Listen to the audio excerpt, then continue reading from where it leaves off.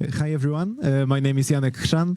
Welcome to Barbara, Wrocław Institute of Culture. I'm very glad to see you this evening. I also would like to welcome everyone that are watching us online in this present moment, because we are going live, or maybe in the future when you look past at our final presentation.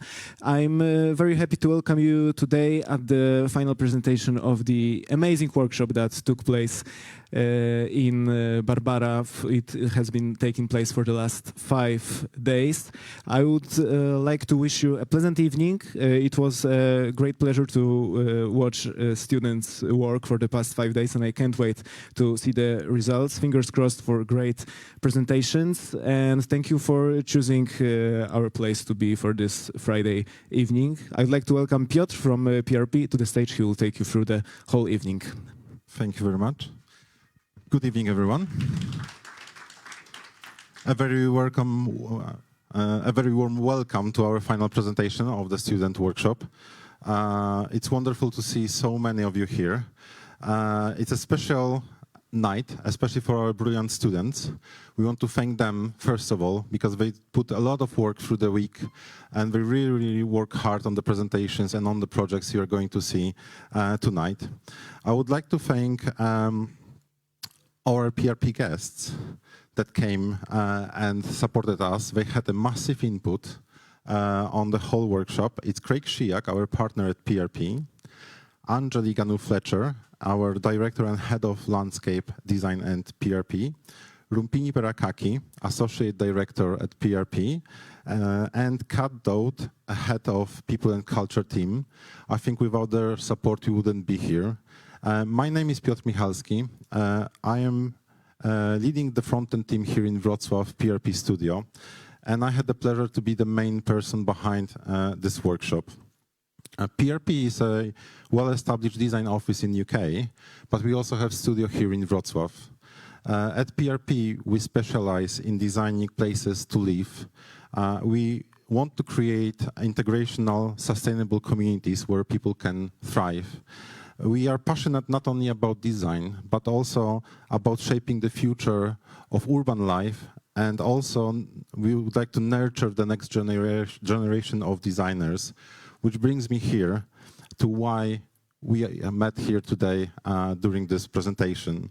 The Think Globally, Act Locally workshop series was born from our desire to connect global design principles with local challenges. It was an intense, hands-on experience that bridges gap between the academic theory and real-world practice. This year, we explored a very critical and timely theme, which was inclusive living.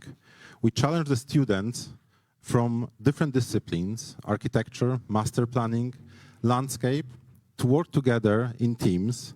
Their mission was to design truly universal space that caters for full spectrum of human diversity, considering everything from accessibility and neurodiversity to integrational and multicultural needs. To open the evening, I would like to invite Marcin Puchała, head of PRP Poland, to say a few words.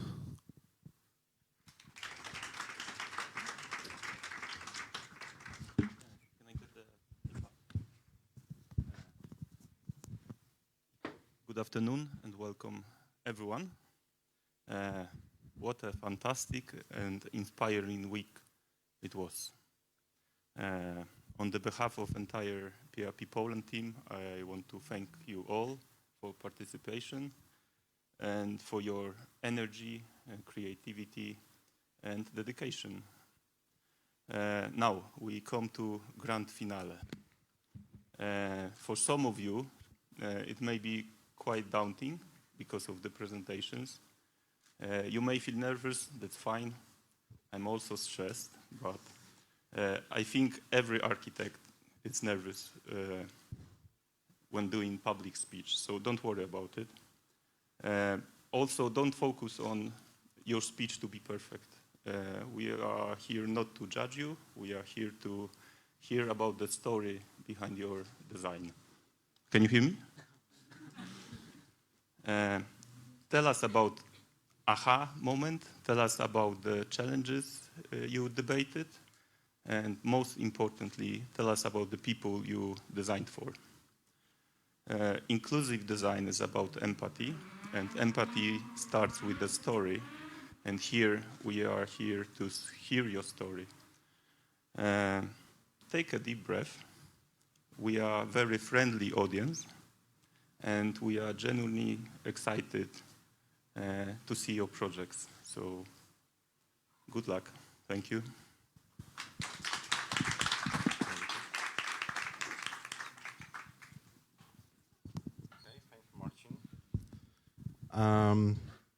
Now I would like to ask Craig Shiak, partner at PRP, who has been instrumental in mentoring the students this week, to share his thoughts.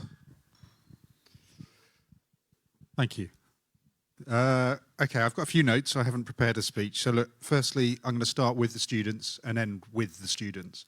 A huge amount of energy, commitment and creativity is obviously gone into what you've done.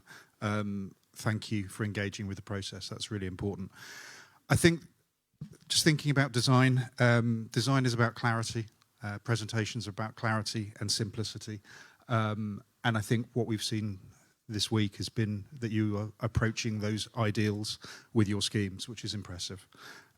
Design is about collaboration, and you've clearly engaged with this process with each other and gone on a journey together. That's really important because there's no one person designing things. It's a huge team. And I think more importantly, design is about humans. It's not about buildings. It's not about surfaces. It's about people. And the inclusivity piece is really important. Think about the people who struggle even though they appear not to. And I think you've really embraced that. So that's really important. And I think Marcin's slightly stolen my thunder. When you present, you're about to present. I've been doing this for 30 years. I was extremely nervous before this. Okay, I'm looking at you all now. You're going to be nervous. I'm nervous. That's normal. Humans aren't meant to stand in front of large groups of people. So when you present, I've got one tip for you. The audience will only hear what you tell them. They will not hear the things you forget. So don't worry about it. Okay, just tell your story, as Marcin says, and it'll be great. We're not here to judge. We're just here to enjoy the story. You've done all the hard work. So thank you for engaging with us. Thank you, Craig.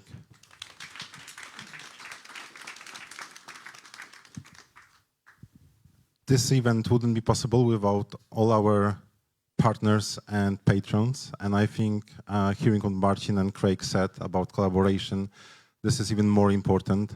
We always wanted to bridge the gap between us, this, let's say, business side of creativity, but what's more important, we wanted to engage with universities and academia and bring them to our events as well.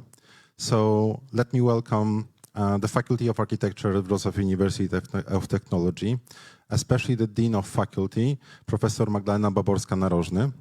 Thank you for joining us. We also would like to welcome the Vice Deans, represented by Krzysztof Cebrat and Łukasz Wojciechowski today. And we would also like to welcome the Faculty of Spatial Management and Landscape Architecture at Wrocław University of Environmental and Life Sciences. And we would like to welcome Vice Dean Professor Maria Hełdak. We also have Dr. Joanna Lipska, Dr. Jacek Godlewski, and Dr. Ewa Walter with us. And a special thank you to Dr. Liliana Serafin, who joined our movie night and the discussion panel. Thank you for that. On that note, I would like to ask the Dean of Faculty of Architecture, Professor Magdalena Baborska-Narożny, for a few words.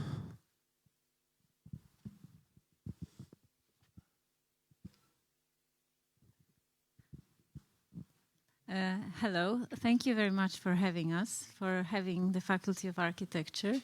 And what I'm most grateful for, and from what I've heard before, I didn't join the whole event, the week of hard work and of pleasure, I'm sure. So what I've heard, it seems that you've made a huge and very positive contribution to the educational process of our students. So we are very grateful for that. Any exposure to challenges that are not part of a standard curriculum are hugely important and welcome. And I'm really happy also to see you, because it seems that this is a meeting point. We've never met before, although we are academia. So it's a great pleasure to be here, and thank you for having us. And I think this is the first in a string of future collaborations that may span not only workshops such as this one in the future years, but also invited lectures. We are very keen to bridge the gap between theory and practice. So collaboration with you, really hardworking practice people, and also open for research and development, because this is part of what you came here to do with our students. So thank you very much, and looking forward for future collaborations. Thank you very much. Thank you for accepting the invitation. And I also need to thank the Wrocław Institute of Culture, especially Jan Chrzan, who was hosting us in this incredible venue. It was really, really nice to be here and work here with the students. We also would like to thank Wrocław Film Foundation and Miasto Movie, especially Anna Bielis, who organized the inspiring movie night on Tuesday.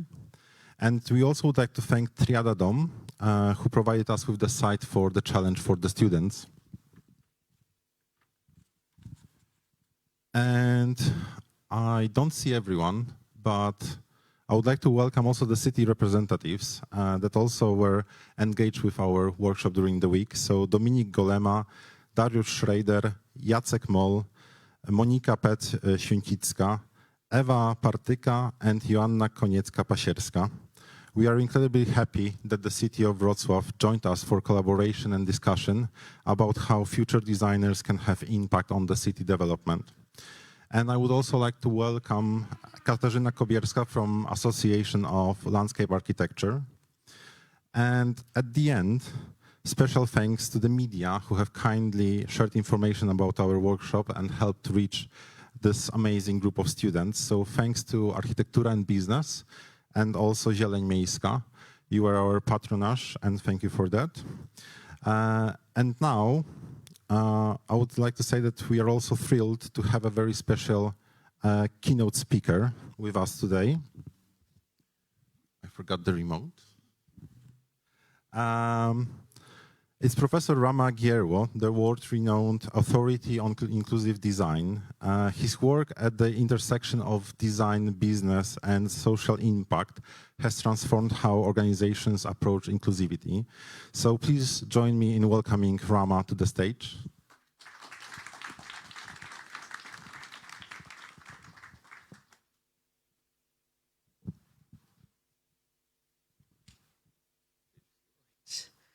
Thank you very much.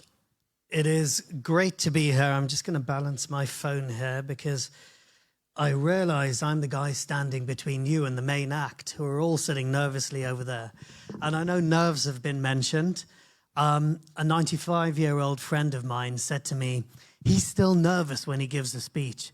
And I kid you not, I was out there, you probably saw me nervously having a coffee. So I think we're all in this together.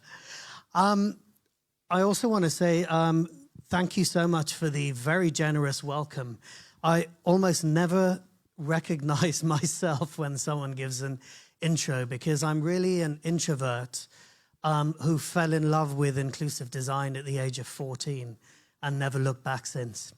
So I also have beard envy of you. You can see I'm growing a beard. And just to give a little bit of a statement as to what I'm doing now, I spent a number of years, 10 years as a director at the Royal College of Art, leading the Helen Hamlin Centre for Design. And now I have my own company called Instill, which stands for Instances of Inclusion, Love and Leadership. I'm also president of yet another alphabet soup acronym, EIDD, which stands for Equity and Inclusion through Design and Diversity. So lots of buzzwords there. It's like buzzword bingo. But one of them that I want to take through as a thread for the next 15 minutes or so is the word love. I talked about beard envy. This is really a picture I put up to show what I look like without a beard. Do you think I should keep the beard? Yeah, I can see lots of nods from over there. But this, for me, is what inclusive design is. It's going out there, stepping out of the studio. And I'm so impressed with all of you here that you walked the walk and you talked the talk. You went out into the city. This was a project we did for the London taxi, redesigning the London taxi. And here I am holding what many people in America, I showed this and they thought I was holding a gun. It's actually a video camera.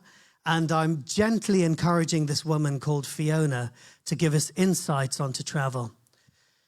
The presentation, I'll talk about 4 things. Be kind. If you can't think of anything else to do today, just be kind.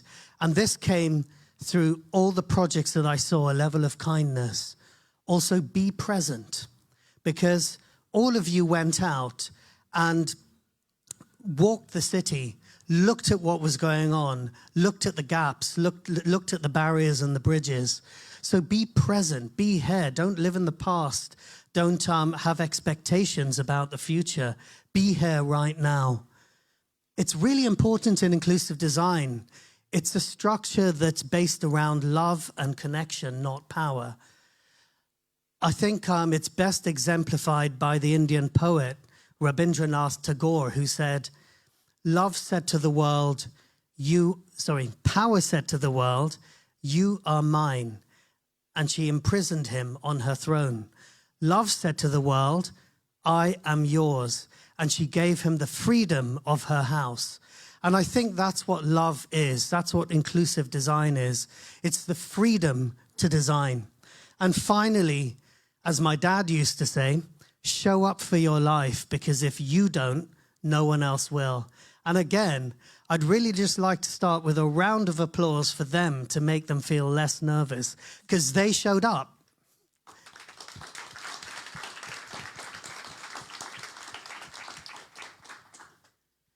So we're going to rattle through a few slides here, but this is EIDD 2024. We signed a declaration. That's our website. We'd love for you to know a little bit more about our network, but we're one of the largest inclusive design networks that is going global. It used to be just based in Europe. It's going global. And in that declaration are a couple of things. Do you guys just think that that's just the same guy driving by? When I was sitting there having my coffee, the same guy was going around in a Ford Mustang. Though I think that's a bike. People and planet are not separate briefs. So often we see sustainable design and inclusive design fighting against each other, but they're actually one brief and we need them together. And the question I always ask in inclusive design presentations is, what is your love letter to the world? Because you have measured minutes. You have a fixed number of hours and years and minutes on this earth. What are you going to spend it doing? And for me, it's inclusive design.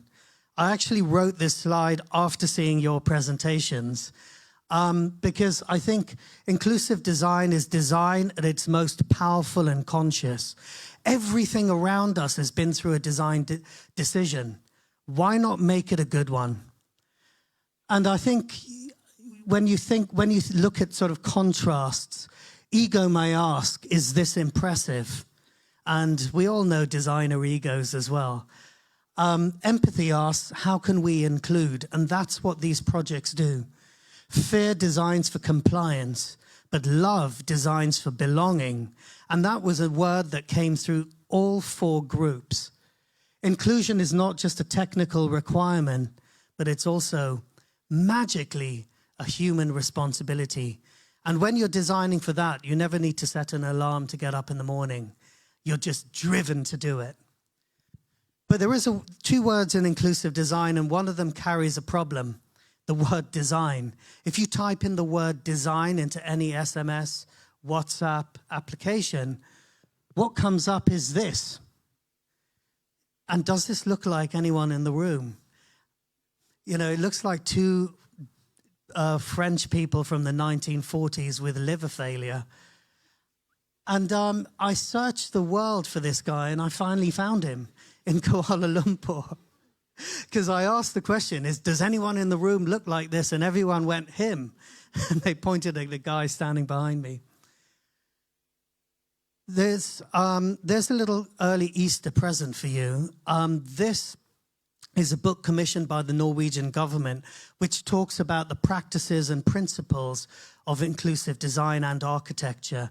And the QR code there links to a free download. The Norwegian government has made it free. So I'm just going to give you guys a moment, those of you with cameras, to take a picture. If not, I'm sure we can send it out afterwards.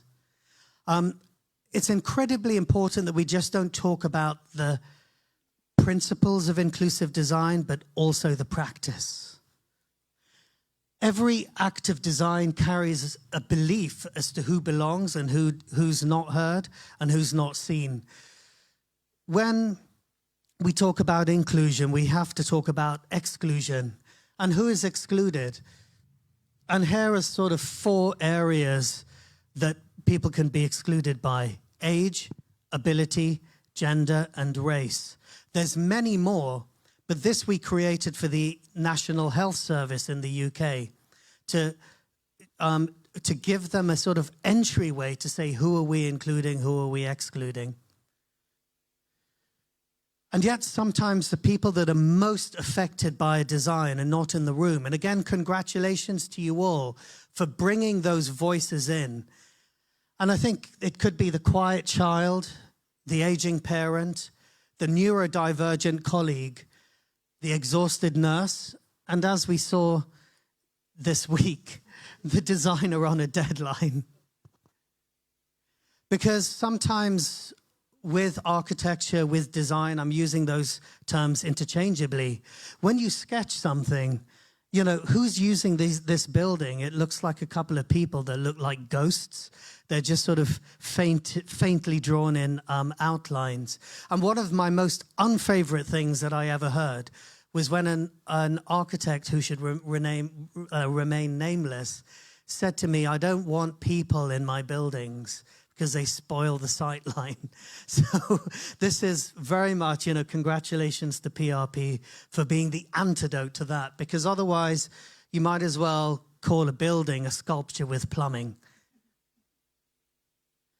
But when you look at how people live and what they imbue in their life, this is what a house looks like. And this is the person who lives there. She looks like her house. The poet, Lebanese poet Khalil Gibran, says, don't you think your house sleeps with you? Don't you think it dreams with you? Don't you think it wakes with you? And I think that is inclusive design in action. A couple of quick fire principles from projects we've done. This was with Ideal Standard. This was from when I was director at the Helen Hamlin Center. Safety doesn't need to mean sterility. So we often think if we design a space for older or disabled people or people needing extra help or a safe space, it needs to be sterile. And on the right is something that looks utterly crazy but was a prototype. What it turned into was this, which was the first time Ideal Standard launched a prototype product. And this was developed with only 20 people. But we picked carefully people who would challenge us.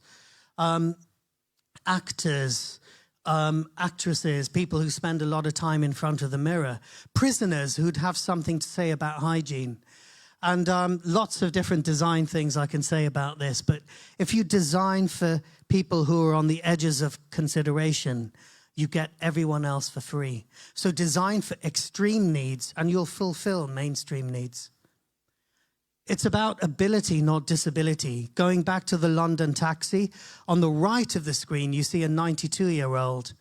And we designed for her ability. She said to us, I'm not disabled. And we were looking at her in this motorized wheelchair thinking, but the world says you are. But in her mind, she was able to get around. So think about people's abilities, not disabilities. Heathrow Terminal 5, how many of you have been there? If you stick your hands up.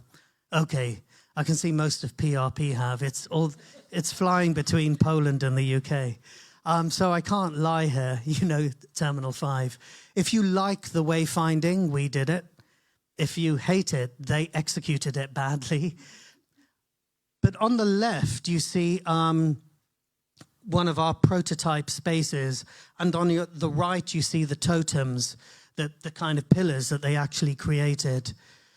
We looked at the wayfinding of Heathrow with 5 people, 8-year-old girl, a visually impaired guy, an 80-year-old couple, and a Japanese tourist who didn't speak English.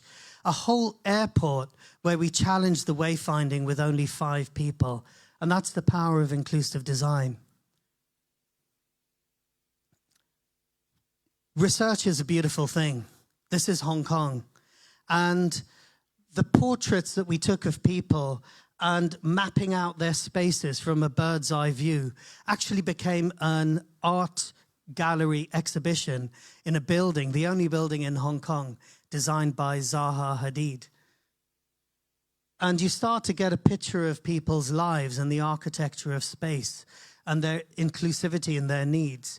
She sleeps on the top bunk because she's 72 and she wants to make sure she doesn't lose her ability to climb a ladder. She equated that with her ability to live and to be fit and to have a healthy life. And what we got was this beautiful kaleidoscope of dwellings, of life happening.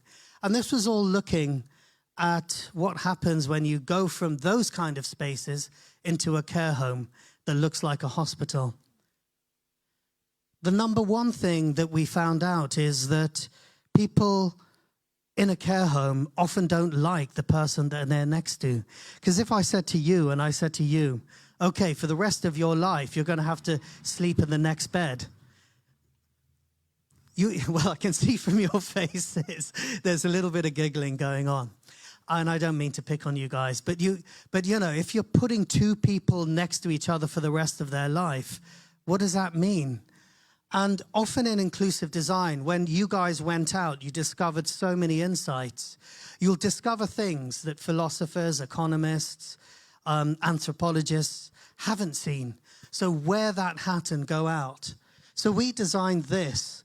The reason that you can't move a bed is because the curtain is fixed into the ceiling. But if you fix the curtain to the bed, you get something that looks like the first-class cabin on an aircraft. And that's the same footprint as a bed space in existing care homes. And we realize that dignity and delight never fade. So inclusive design isn't just about functionality, it's about aspiration. What is this? This is the experience of most people in hospital lying on a bed. So in Hong Kong, we thought, why don't you actually make it a little more interesting? So you see Bruce Lee when you're going to the dining room, and when you see Jackie Chan on the ceiling, you know you're going to the bathroom. But ceilings are these underused pieces of real estate. Final case study here, so just a couple more minutes. If I don't finish in time, he won't give me a drink later. Driverless vehicles, also a new kind of architecture of the city. This was a project with the UK government, and we borrowed a vehicle from Heathrow, and we asked people what they would do in the vehicle. And it turns out people do a lot of things in cars, not just driving. And people of all ages and abilities. And we came up with a 500-page report for the government, but we also had some playful, some creative ideas. So never be afraid to push the boundaries. This was redefining the sports car. If you don't have to drive it, could you swim your way to work? Could you actually do sports in a car? This is the car as a place of nature and of rest. So you can call the car and have a meeting in it. And it comes with a resident pet because patting a dog will lower your stress levels. This was my favorite. It's called the Uber Loo, because when you've got to go to the toilet, you've got to go to the toilet. And so you can just call an Uber and it's a toilet. We actually showed this to Uber. The design director hated it. The finance director loved it. She said, we can make so much money. And very finally, last year I pulled all of these principles together in a book, because one thing creatives aren't seen as is leaders. But every leader needs to be creative, and every creative can be a leader. So I wrote a book imaginatively titled Creative Leadership, and Penguin picked it up. So just to round off, please design for everyone. Please design to include all, but also start with yourself, because who's the most important person in your universe?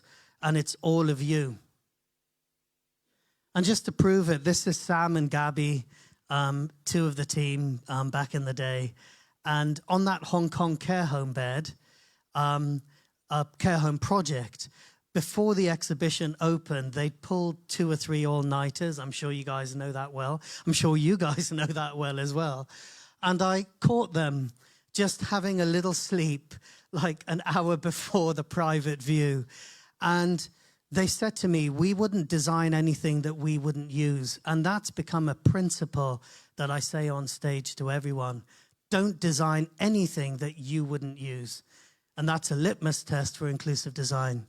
So just to remind us, be kind, be present, love not power, and show up for your life. And here we are, final slide. There's only 2 choices you ever have in life when you walk through those doors. One is empathy or ego. What kind of designer are you going to be? What kind of architect are you going to be? And the final one is comes from the great philosopher. You may have heard him. He's called Jim Carrey. So the great philosopher Jim Carrey said at a graduation ceremony that the 2 choices he put forward that anyone has in any situation is either fear or love. And he said then, always choose love, because you will then never be untrue to your playful heart. And today, the presentations you've shown are full of joy, full of play, and full of something that will absolutely bring positivity to every aspect of human life, including yours. So thank you very much. I hope that sets the scene. Thank you, Rama. Thank you not only for the presentation, but also for your insightful comments today about presentation, helping out students deliver the best presentations they could. Thank you so much for being with us today. Thank you. And now I would like to welcome to stage Aleksandra Matczak, one of our architects at PRP Poland. The last group that I need to thank the most, I think, is our amazing PRP Poland team. They have helped us so much during the week. They spent a lot of time working with the students, trying to juggle between work tasks. And a special thanks to Ola and also Martyna Dobosz, who couldn't be here with us today. They helped organizing this whole event. So once again, thank you so much. Thank you. And Martyna is with us today, actually. She's listening to us. Thanks, Martyna. Tonight you will see incredible results of a very, very full week. You can see some of the photos, what happened here for the last 5 days. We had amazing lectures, great workshop blocks. We had a very insightful, inclusive walk where we asked students to have special needs and walk around the city and come back in one piece. Okay, so a few words about the plot. So thanks to our partner Triada Dom, the workshop explored the plot located northeast of the center of Wrocław, and as you can see from the picture, it offers both a challenge from the busy road and a potential of the river. The workshop task was to design inclusive living space, meeting the diverse and often unseen needs of the potential users, extending beyond current inhabitants of the area. We invited 20 students to the workshop. They represent 3 different design disciplines: urban planning, architecture, and landscape design. They're divided into 4 teams with mixed disciplines. And now you'll have the pleasure to see the results of the amazing work they made this week. So every presentation will take around 7 minutes and will be followed by 7 minutes feedback session. And just last thing, after we have all the presentations, we'll open a discussion to the whole audience. So if you will have any questions, we would happily discuss the topic of inclusive living spaces with you and how we should shape the cities in the future. So I think we should invite. We should welcome Tim Green to the stage.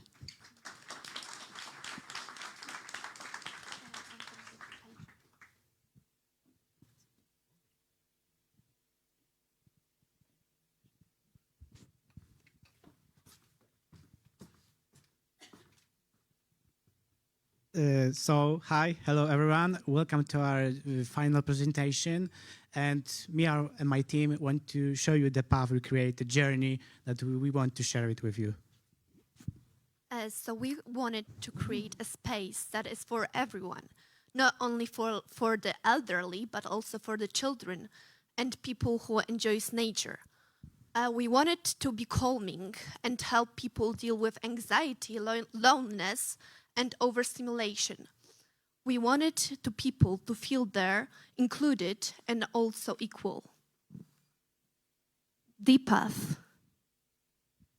So at the beginning of our workshop, when we visited the site and look around, we just noticed that we need to look on a bigger picture, because the site sets a boundaries and our journey is without the boundaries. So we decided to take a look on the whole city and use the river that was provided for us.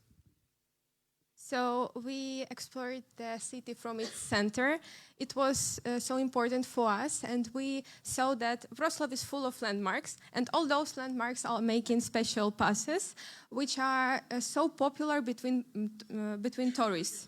And also each pass has crossings between them, and they have also crossings with greenery and also resting area of the city. Our site is also one of the crossings, so that's make our area so important and so interesting, not only for citizens, but also for lots of tourists from different countries, different cultures, and different cities.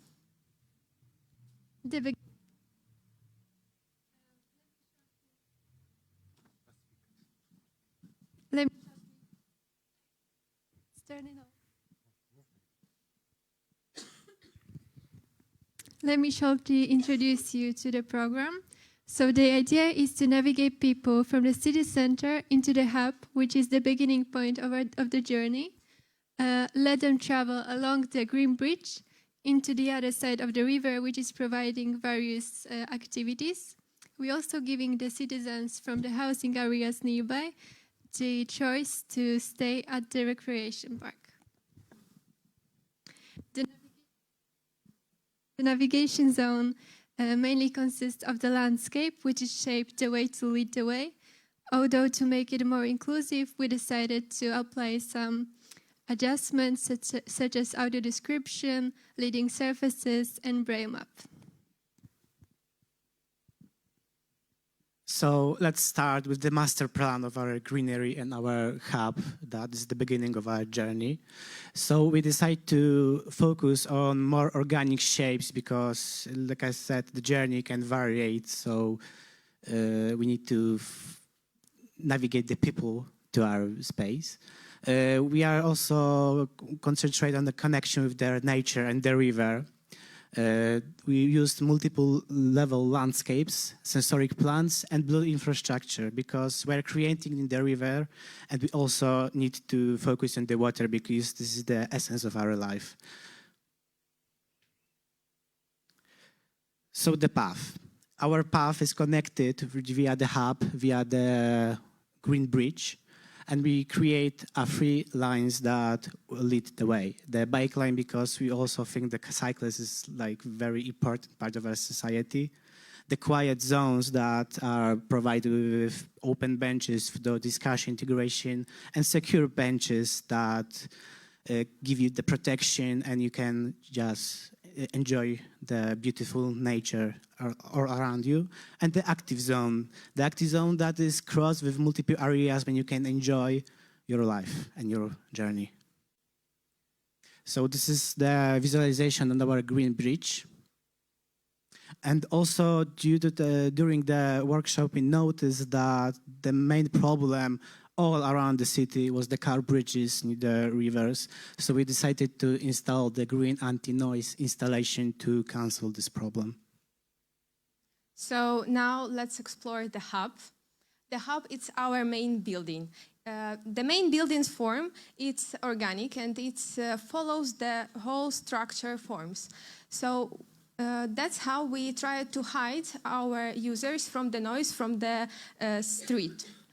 We decided to divide the building to 2 parts. The one is social integration center and cafeteria. Those 2 buildings are connected by lightweight flying bridge, which supports people who wants to cross, to just move from one building to another one. Then let's talk a bit about the plan. The plan is open, so we have multiple usage for the main building. It can be used for co-working zones, both like silent ones and loud ones. Also for different workshops, for different groups. For example, for groups are just meeting to talk about their problems in a life. Also, while we need, all those walls can be moved, and this space is going to be a space for just a huge movie nights. Also, we thought about different facilities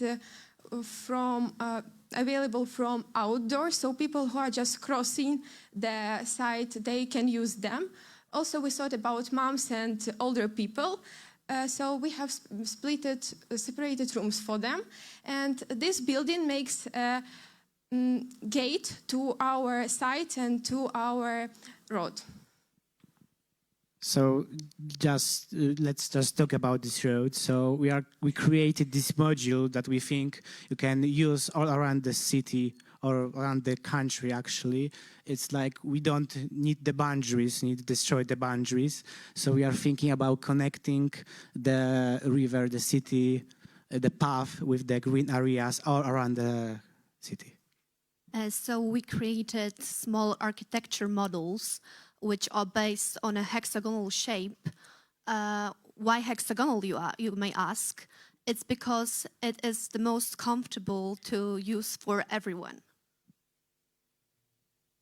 So welcome to our Polish Highline. Yes, and a few words for the end.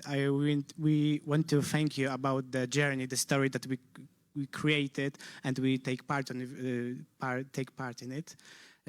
So yeah, thank you, and thank you for the journey. Thank you very much for the presentation. You can still stay. Now I would like to ask our guests for some feedback. Any feedback? Were you looking at me? Okay. Well done, all of you. It's an amazing piece of work. I'm just going to start by saying, what a collaboration, because we told you yesterday, and still, I really don't know who's the landscape architect, who's the architect, who's the urban designer in this team, because it's a true collaboration. What your scheme does is exactly this saying that I always say. It's a quote from Jan Gehl, one of the most famous urban designer, which I hope you know. And he very clearly say, first life, then spaces, then building. The other way never works. And you've actually done exactly the same thing. You've really thought about people And what you've created is a people-led scheme. So thank you and well done. Thank you, Anjali. Do we have any other volunteers?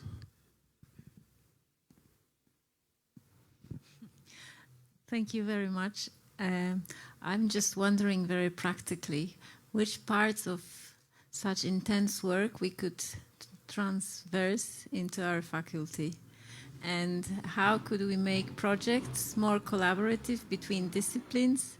So it's just a thought that is starting in my head. How could we do this? Thank you. Thank you. I think we could help with that. Do you have any other? Thank you. I'm going to say three things. Firstly, you presented like pros. I know you were nervous, and you did really well, because that's a hard thing to deal with, is a microphone not working. So that's really well done. What's so impressive about your thoughts is the scale at which you're dealing with things. You're dealing with big scale, these huge urban gestures, and then these tiny little interventions. And certainly all of it's credible. You could really imagine that being delivered. So that's incredible. And I think, you know, the humanity in which you're dealing with things is really, really special. You are starting with the people, as Anjali said. So it's really impressive. Thank you so much. So again, a round of applause for our green team. Thank you guys so much.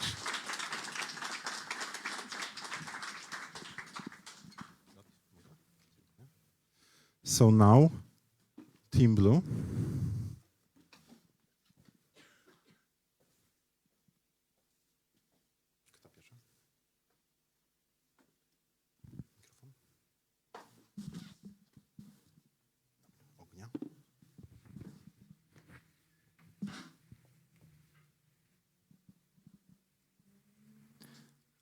I think there should be a noise playing right now, but that's okay.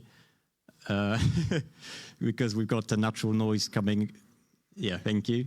We've got natural traffic noise coming from the street next to us, which I think you all have noticed. So I think that essentially affects every one of us, which is loud noise and noise we don't necessarily want. Sound of silence is a concept of a place where I'm sure not only I, but also you would like to spend your free time. At the site, my team and I have noticed a couple key assets that have been considered positive, such as the riverside, bike lane, residential area, and unused green space that's got lots of potential.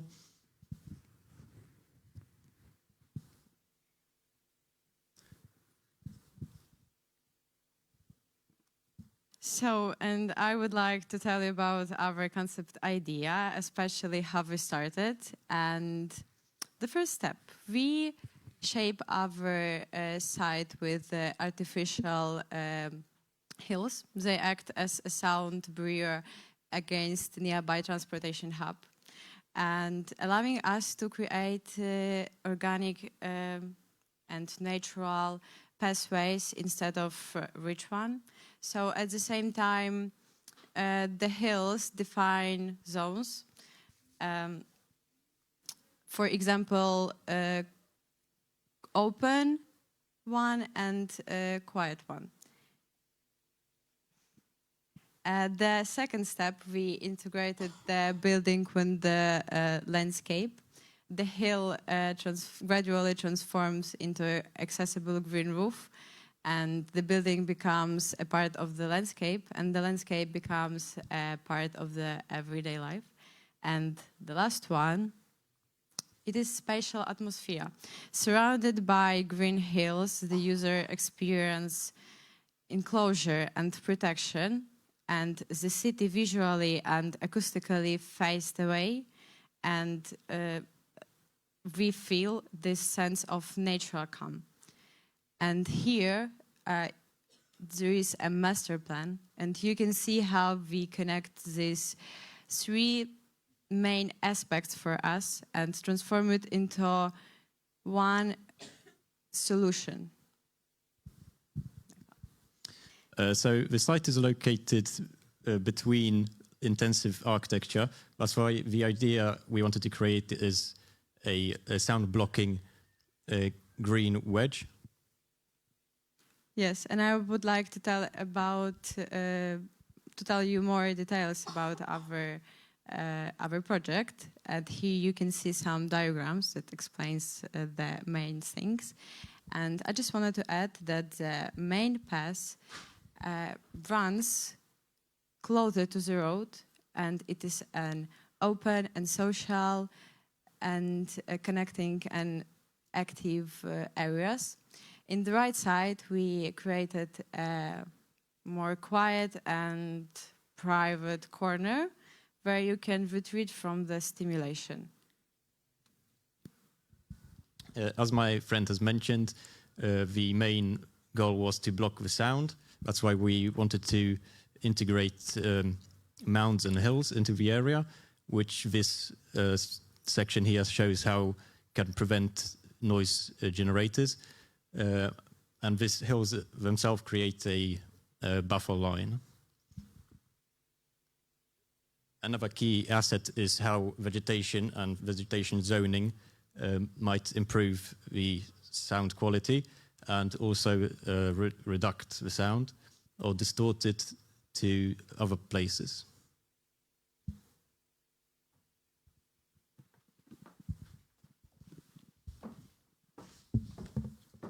Okay, so our project contains of 3 zones, and as you can see, from the first one to the third one, the loudness scale is going down. So, in the first zone, we would create the space where sound works actively. So it would bounce in from the slopes and create a space where you can immerse in the natural acoustic. Also, you can increase the activity of your senses. So we provide some sensorical islands where you can touch, feel, see, and maybe even eat or something. Yeah. In the second zone, there are 2 trails, as my friend had already said. The first one is much more actively, much more public, and the third one is a calm way. In this part, we would create some hidden areas where people with neurodiversity or just tired people can rest and have a break from the audio information.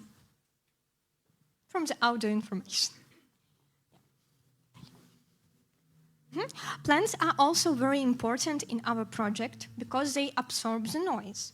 Yeah, so we would provide different plants for different spaces. Near the road, the vegetation would be more dense and higher. But we would also create a space which could be used differently. It's just a hill which is covered with green grass. What is also important about these hidden areas, they mustn't be seasonal, so it is also useful to add some evergreen plants or high grasses that could also stay for winter. Near the building, we would create some pergola. Yeah, and the building would be also very green because of the green roofs and vertical farms. And yes, speaking about the building, I will tell you some more about the architecture and how we came up with this idea. So first of all, we asked ourselves how can we solve the problem with the noise by creating this building that will be the center. So we naturally came up with the L shape that will open to the neighborhood and will invite the people and close to the noisy traffic road. Then, and I think it was the really interesting part, we had a crit. They came to us. They said, "Think bigger." So we also tried to join the building site with our green zone by creating a slope that connects the second floor with the mountains, and it's coming down. Also, another thing to prevent the noise and to make the building better was a hierarchy of functions. So, as you can see on the diagram, the functions are spaced based on the need of the calmness and the quiet spaces. So at the bottom we have the services that are creating their own noise, and higher we get, the calmer it gets. And yes, so this is our final project, and I hope that we achieved the goal to create a safe and noiseless space in the city center with a lot of greenery and the view on the river. So thank you very much. Thank you so much. So again, I will ask for some feedback. Maybe Rama, would you be so kind?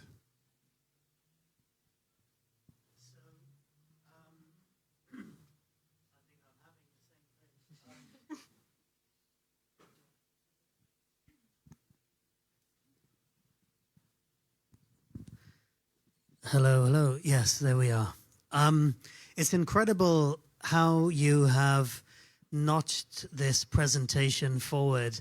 And I think, you know, even from a few hours ago.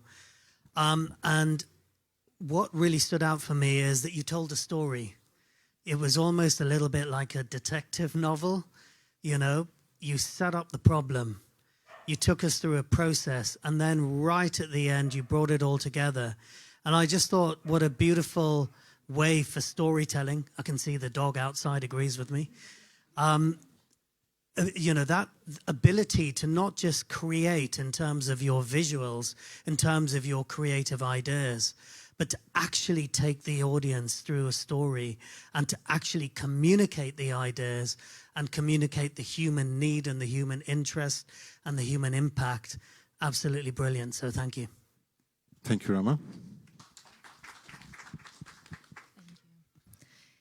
Well done for all the work. I think it's a very great storytelling. And what I found particularly interesting on the way that you have developed is you have initially identified one problem, you try to resolve, and you have based your concept in this problem, but technically at the end you gave solution in so many different other things that the site itself, so the landscape, the treatment of the build form, the landscaping, how you have two very contradicting build form, a building structure with a very organic public realm, and how they all get together. I think there was a very beautiful synergy between the way that you have treated all these different elements, starting with one constraint that you have identified on your side and basically developing all this idea through and ending up with a very, very nice, very dynamic solution that solves so many problems. So it was a very, very nice thought process and very well presented. So well done. Thank you, Rumpini. Marcin? Just a short comment from me. During my welcome speech on Monday, I proposed to be radical, but I wasn't expecting something like that. We gave you a site, you identified the problem, and then you said, actually, we're going to go beyond the site, which is, you are bold and brave, and I think there are some very successful architects, and they are successful because they are bold and they disregard the brief and they do something else. So well done for being brave. Thank you, Marcin. And again, a round of applause for the blue team. Thank you so much, guys.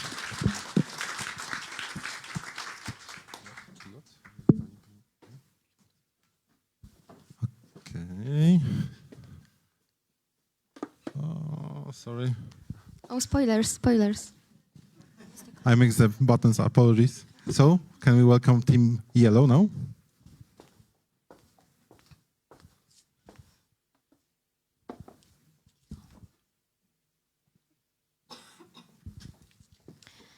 So hi everybody, we are very happy to show you our points of view that was developed during this amazing week full of intense work, of a lot of creativity and open-mindedness. And this is our final answer to the topic of inclusivity. And I was happy to work with my friends, with Ania, Emilka and Inga all this week. So we invented inclusivity puzzle. What does inclusivity means for us? It means to connect. What are we trying to connect? We went behind the society, the people, and we try also to connect the natural environment and the animals, and also, of course, people of all kinds, of all needs. This is our visual representation. And why puzzles? Why inclusivity puzzles? What we see in the puzzle idea?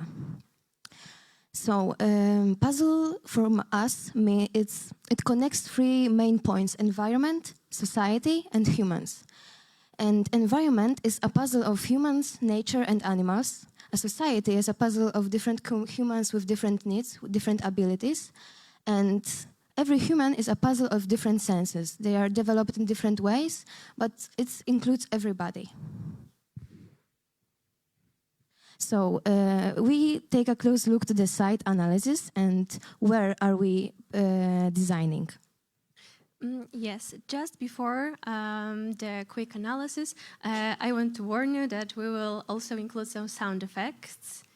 You can start to hear the noise of the street. Probably it's even, whoa, sorry. You could have heard it even more on this side, probably. But that's our main problem that we want to tackle.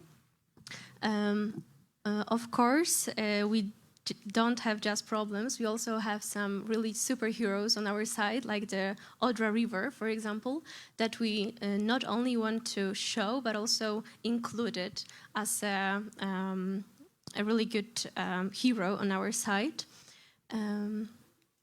And going to a more detailed view analysis, we wanted to show, for example, Wrocław breweries, and they are really beautiful. On one side, of course, the river, but also create a wall from the street and some closing from the facade of the other building on the other side. And now you could see our diagram with water. Yeah, we focus on the water. We were inspired by the water and how we divided space in our environment. We took the water and we drop it in the middle, and we created a retentional pot when we can collect the raining water. And later we splash them around the area. So we created the division of the space that is more open, more private, more close, and creates a different zones for different kinds of people. We also thought about the view stops, because everybody gets tired in the nowadays world. So where they can stop and what do they see where they're stopping. So the first stop, you can see almost everything, the building, the water, the retention pot, later view to the building and also to the bulwary wrocławskie, which are also very beautiful, to the river and to the quiet zone. We also thought about connection to the water and how can we connect and how can we be maybe more active for every kind of people. So this is inclusive swimming pool.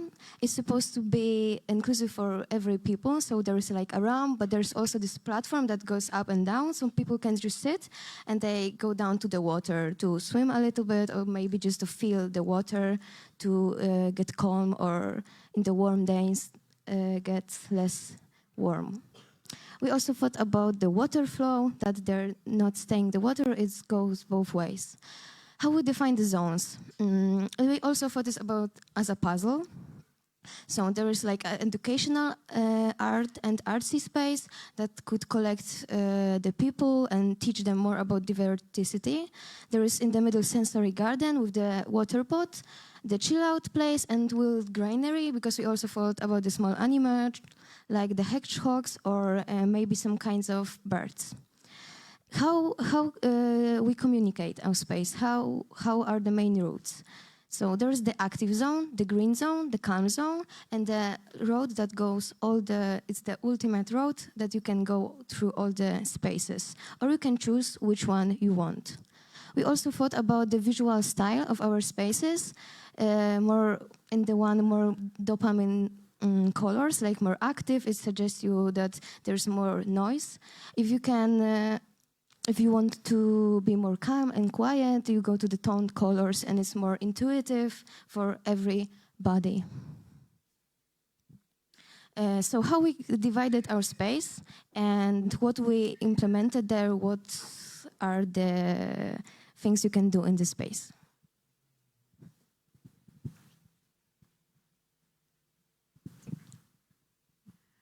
So, one of the main ideas for our project is this multifunctional walls.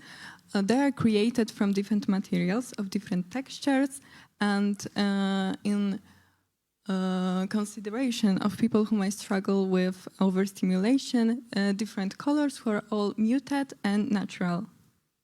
The main purpose of our walls is to invite people in and guide them through our site to the Odra River. But on this slide, you can see some of the other usage of our walls, like quiet zones.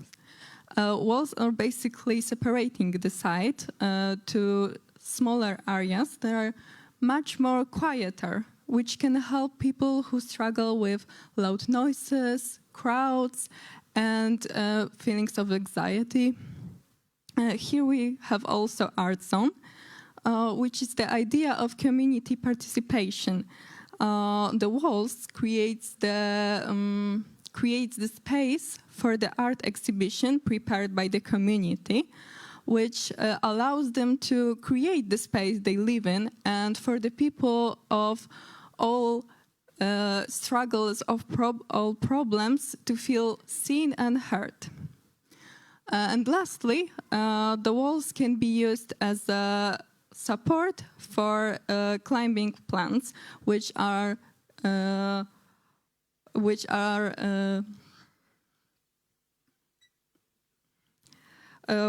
connected to our sensory garden. So sensory garden is basically the idea of the garden that through plantings we wanted to enhance the feelings of touch by the leaves texture, the feelings of smell by the scented flowers, and the feeling of sight by different colors and different forms of plants. And now my friend will fill you in on our inclusivity paths. So, the main path guides you into all of those spaces. It consists of various areas for everyone. From the left, there is a bicycle path, separated from the pedestrian's path by some low greenery and narrow water channel. Then we have some comfortable space for wheelchairs and also factile guidance paving, which also ends with some greenery. When it comes to our awareness center, we divided it into two main parts. The first one is the educational one, and the second, the higher one, is the art one.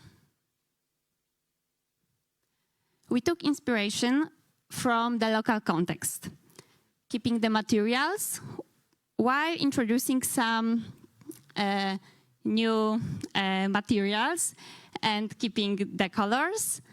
And the materials are organic, natural, such as wood or stone. And that's our final result. Yeah, so thank you for your attention. Enjoy our city break without getting puzzled, we hope. Thank you very much. And I will ask again for some feedback. Maybe I'll start with Wrocław University of Technology. I shouldn't say anything because I'm boring old architect, and here are innocent designers. However, well, as I really find your ideas very interesting, and I think the workshops were amazing work. So compliments for this. And we've heard a very interesting presentation about love in architecture, and I'm really totally impressed, and that you follow this idea. But I would say these are very ambitious plans. We've heard about bold architecture and crossing the boundaries. I think I don't want to tell you what the reality is. However, I would like to say something that one of our French colleagues, an architect, told me once, that one thing he learned at his architectural university is that as an architect you should give to people some little gifts in your buildings. So here you have a huge presence, yeah? huge ideas, but sometimes our role as architects, probably also as landscape architects, is to deal with these little things, yeah? And I think this is very important. And what I especially like about your presentation here, that you gave us the detail of the paths, yeah? That how you imagine this, but also what is, in my opinion, very interesting, and your picture shows it very clearly, that the greenery is not always green. So we need to take into account also the negative scenarios of our designs. Yeah? For example, what happens when a disabled person on the wheelchair will drive into this water line, yeah, or some. So we these are very positive designs, but in my opinion, and I'm sorry for this, but I think we need to take into account also this gray, dark side of the world that we have to fight with, but we need to take it into account. Okay, thank you very much. Thank you. Thank you. Thank you very much. The dark side came out. No, I think that the 1 week workshop was just for the bright side, and you did great. So don't worry. It was for the very bright side. This is the brightest side we can get. So thank you for this. And just keep your optimism and keep your enthusiasm and keep your heads open. You have to change the world. Otherwise, you know, it's not perfect for now. Thank you so much for the feedback. Wow. We saw it yesterday and now look at it today. It's incredible. It was good then. Look, no sleep. You've been given 5 days. We've got 300 people in our office, and we wouldn't achieve a lot like this in 5 days. So you've done incredibly well. And it's not, I think, it's about the idea rather than the execution. You've taken this notion of the complexity of humans and the way that they engage with the environment and all the different layers, and you've explored them at really, really minute detail. That's really impressive. And I think from those investigations have developed a big idea. And for me, that idea of humanness rather than beauty, the idea of a traditional building, you've really exhibited that. So well done, really good. What I was going to say is keep dreaming. This is the time to dream, because you've got that capacity now. You're at university. Keep dreaming. What I wanted to say, exactly what Craig, we saw you yesterday, and what you've achieved in 5 hours, 6 hours possibly, is incredible. 3 words: beautiful, joyful, purposeful. And I think that's what you've achieved, that's what you've done. But what I like the most is how you've taken the asset, which is the water, and you've taken that on and you've brought it all the way through in every aspect. Your curves, I know where your curves are coming from, and it is from the ripple of the water. And you've taken that notion all the way through to the top of the building. So well done and keep dreaming. Thank you very much for the feedback and thank you for your work. Somebody waving.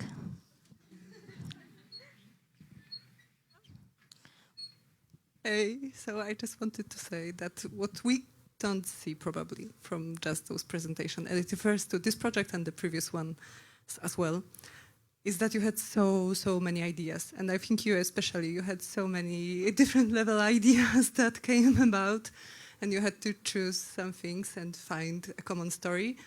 And I think that it's wonderful how very nicely together and cohesively it looked today. So congratulations as well. Thank you. It was like also because of this week, like we managed to put our vision through the whole day. So every day it's developed. So it's also thank you to this opportunity that we can work together because I don't have this that much. So we are very glad. Thank you very much. A big round of applause.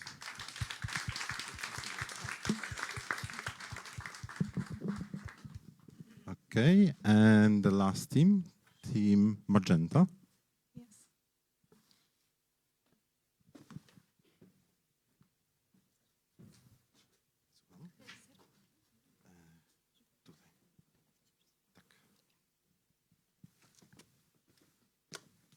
So, let the bridge guide and inspire you. This is what we did as a team.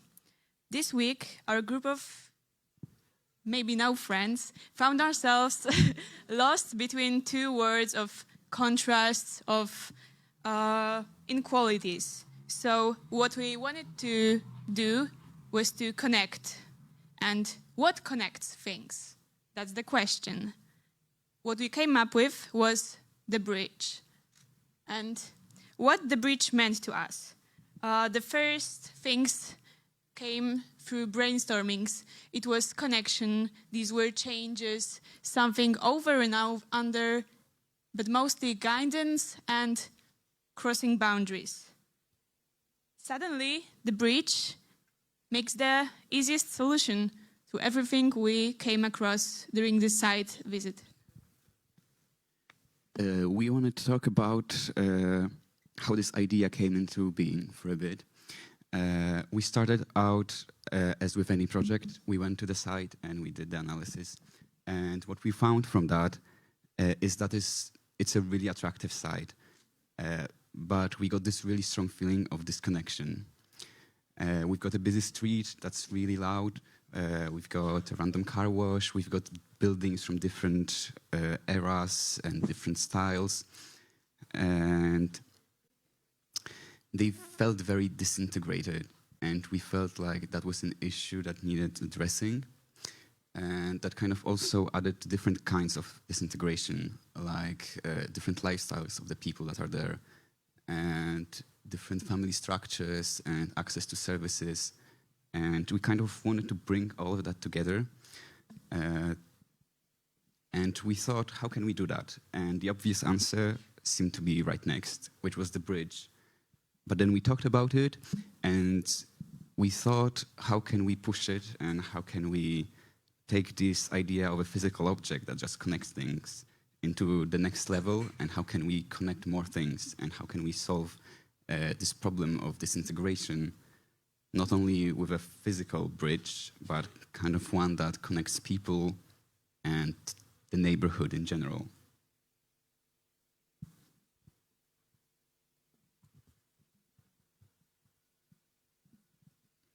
So the functions we decided to offer as an answer to that is housing.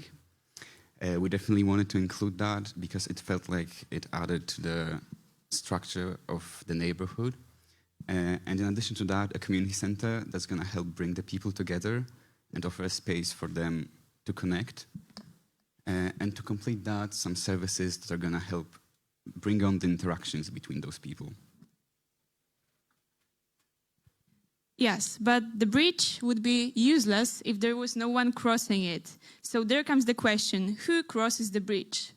And we have two main groups of interest. The first one, these are the neighbors from, like Mateusz said previously,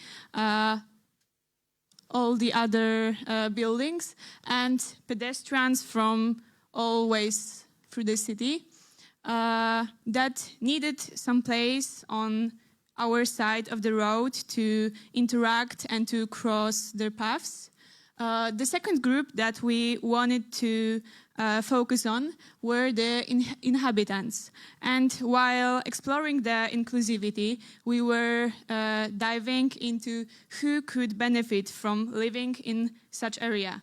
And a few groups came to us quickly. These were the elderly people who could have lost their significant ones, or students fresh out of college that are not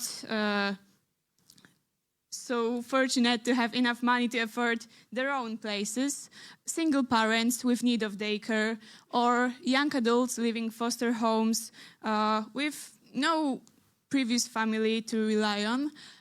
Also neurodivergent young adults, which probably want to move from their family houses and don't want to longer rely on their parents fully. So the bridge could make it possible for everyone to feel more independent. When it comes to connecting the neighbors, we kind of thought about the idea of the flow of the people and how they're going to move through this area. We played a bit with the idea of a bottleneck where we can just kind of bring people together and make them interact and then lead them out so that this feels like a step on the journey and not a final destination. But we also wanted to offer no interaction for people that don't feel like they need it now.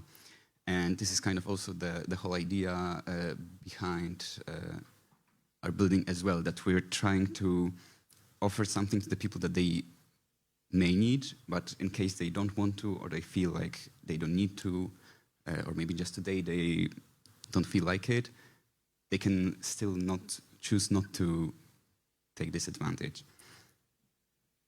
And this is kind of... So we know that ideas are beautiful, but we have to get into the details. So to do that, here's our site plan. And here you can see for sure that the pink one is our volume, our building, and we have got also our courtyard here with pathways, with ramps, and zoning of the greenery. And here there's the section, and the section is carrying a very significant information that the upper we get, the more private we also get. And here's the, wow. I love that. Here's the functional zoning, as you may see, and the flashlight shows us that we're on the -1 floor, and here we are beginning with the services, not only for our inhabitants, but also for our neighbors. So here you can see the bakery, the cafeteria with the coffee shop and the restaurant. On the next level, on the ground floor, we have got also a vet and a grocery store. And also we begin with our community hub. And here we start with the psychological daycare for the inhabitants. And upper, we have got a library with the book club, the children daycare, and also another story of the healthcare. And our last two community parts are the common kitchen to maybe host a party, and also a co-working. And other floors are just private flats, but also I should mention the blue part you can see here. So these are the staircases with very vast wide corridors. They're like 4 meters wide to maybe have plants there, or maybe to sit and chat with your bestie after the work. Yes, and we did not only make zones through the things that are in them, but also by the quality and by sensory feelings. As we all know, every day is different for us, and every walk to our work may be different. So we've divided our zones into 3 categories. The first one, these are the most stimulating and the most intense ones, with services or common kitchen. There you're encouraged to socialize the most, but as we all know, this may be a bit tiring.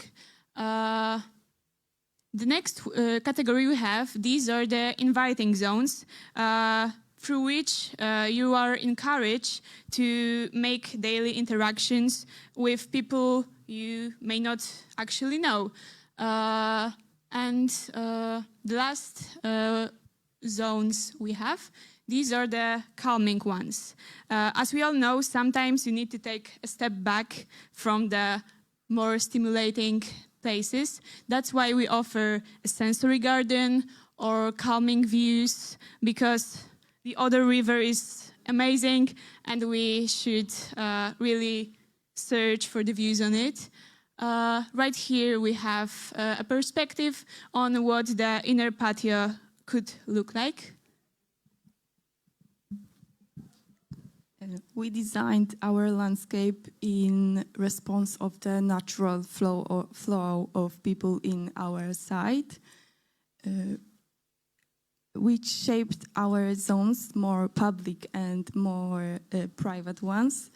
We focused on the design, so it allows people of 1, 2, 4, and 8 groups. So each one of them can find their space, whether they need privacy or they need to socialize.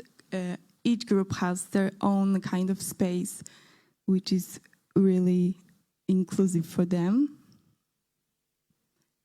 And with the plan selection, it was guided not only by the visuals, but also by the sensory impact. Senses like smell, hearing, touch, and taste were all included in our project, ensuring the landscape is attractive and engaging through all the seasons. And as you can see, as you approach our social core of our site, the greenery gets more see-through, so we can feel more isolated. And last but not least, we decided to get more playful with our bridges. So we started to think, what should actually be there? Maybe holes for the tree trunks, maybe some benches, maybe you would like to jump on it, maybe you would like to run through it. So there is a question for all of you, so we encourage you to take part in the discussion. What should be on the bridge? What is your idea? So, would you also go through our bridge? And there is also something for the end. Thank you for listening. And if you wanna see more of our thought process, you can find it on the last window. Thank you very much. Big round of applause. As this was, I think, the most people's project, so we'll ask Kat, Head of People and Culture at PRP, for a feedback. Thank you very much. Well, I'd like to, obviously your presentation, as all of the presentations were absolutely fantastic. I want to give a message not just to you, but to all of the students, you rock stars over there. What we did, we asked you a question, and the question was inclusivity. And every single presentation answered that question with the same word, and that was community. And when we come together as a community with empathy and understanding each other, we create wonderful things. Obviously, I'm not an architect. My role is about people. So I want to pull that through to the community of students that you came together as a cohort. Some of you knew each other, but generally when we put you into the teams, you were put in deliberately based on your disciplines. So you didn't know each other. And we talk about you've been here for a week to produce this. You've actually just had 3 days, because Monday you took the brief, you did an inclusive walk, you went to the site, you only met as a team on Tuesday. And part of my role at PRP is to help when we have all these wonderful, talented, creative individuals. When creative, talented people get together, everyone wants to feel seen and heard. So sometimes we can lose a lot of inertia from creativity because people are so busy trying so hard to be valued and heard. You guys just hit the ground on Tuesday with empathy, with curiosity, with support and respect, and that's to all of you. And that's why you were able to create what you did in such a short space of time. So it shows that not just about what you create, it's how you create it, which is supporting each other, making friends, loving what you do. And that's the idea to me, is inclusivity is in the communities that we build together. So you guys and all of the other teams over there, really proud. Well done. Thank you very much. Hello, congratulations on your presentation. I really enjoy the color, your clothes, all that. It's coherent and it's fantastic that you thought about every single detail. That's great, and I really feel the optimism. It resonates with me, the way you think about the common space for people, also programming the building for people for all kinds of needs. I really like that in your idea. Although I have to say I really like the idea of the building as a bridge connecting, and I think that's the mission all buildings in the city should have. I mean, almost all of them, like really connecting, people together, connecting the spaces together, and so on. So the only thing missing here is connecting the building also from the other sides, from the north, from the east, and so on. So I see all this kind of fantastic connections within the site, inside it, the building with the surroundings, the exterior, but I don't see the connections with the places outside your site. But that's something which maybe wasn't feasible within 5 days. I'm sure of that. So that's something just to, reflection to think in the future while designing the spaces. But congratulations again, and I really hope that you will go with that optimist to the next task that are ahead of you. Thank you. Thank you very much.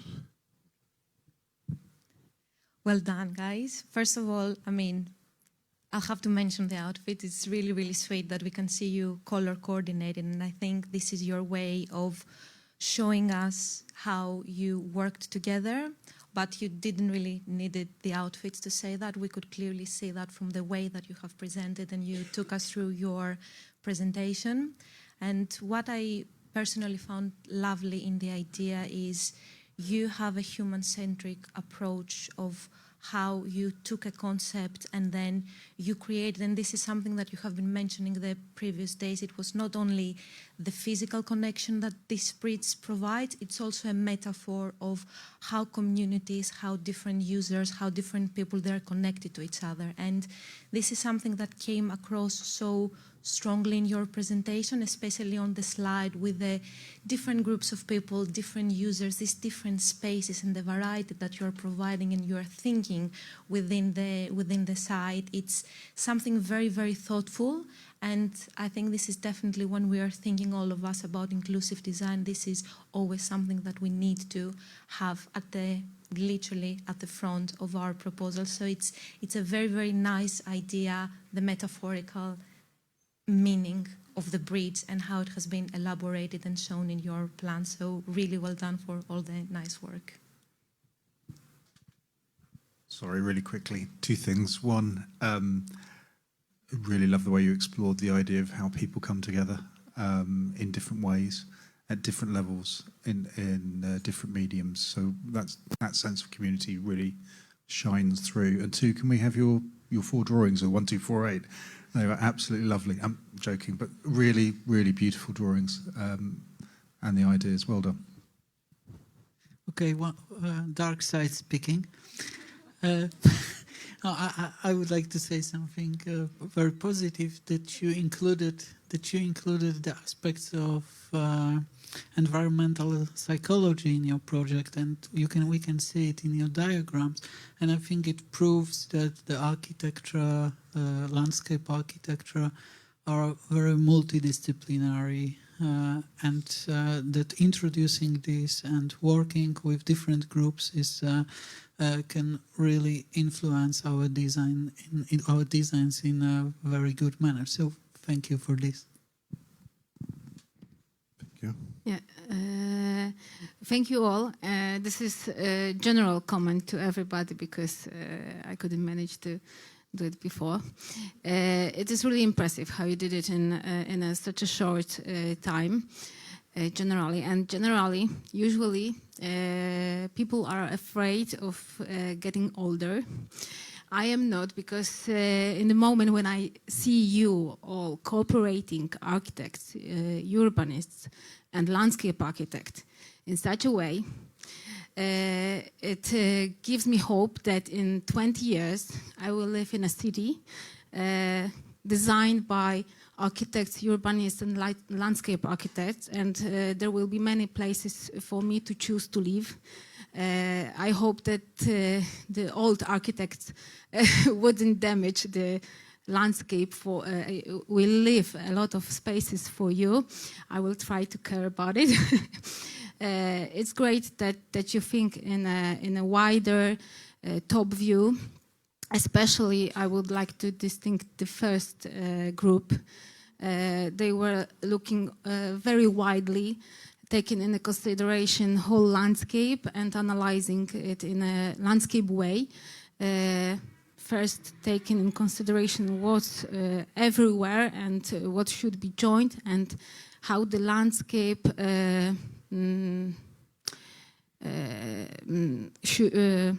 how the landscape can provide the solution for the architecture. So that was great, and also remember that the green and the landscape should be in the beginning, because this is the first thing which is there. So first analyze what's in the wider view, not at the end. Plants are not just decoration, they are in the beginning, because this is what we have in the beginning. We are just coming to the landscape and putting architecture there. So what was impressing for me, the first work, because I'm a landscape architect, that's why it's so important for me. But your cooperation, I think it's just the beginning since last few years. And it's, I hope that it will be standard for present students, that you will work like this with other students from other universities. This is really great. I'm impressed. Thank you very much. We'll still have some time for general discussion, but now, can I have the remote? No, stay, you stay. I would like to welcome every student here to the stage again. We would like to thank you once again for your really, really hard work. It's amazing what you've done. It's such a short time. I think what was not appreciated is that the teams that worked together didn't know each other. We did the teams, so they didn't know each other. They had to get to know themselves and work together. So especially thank you so much for all the hard work. No complaints whatsoever. So again, huge, huge thanks, and a round of applause.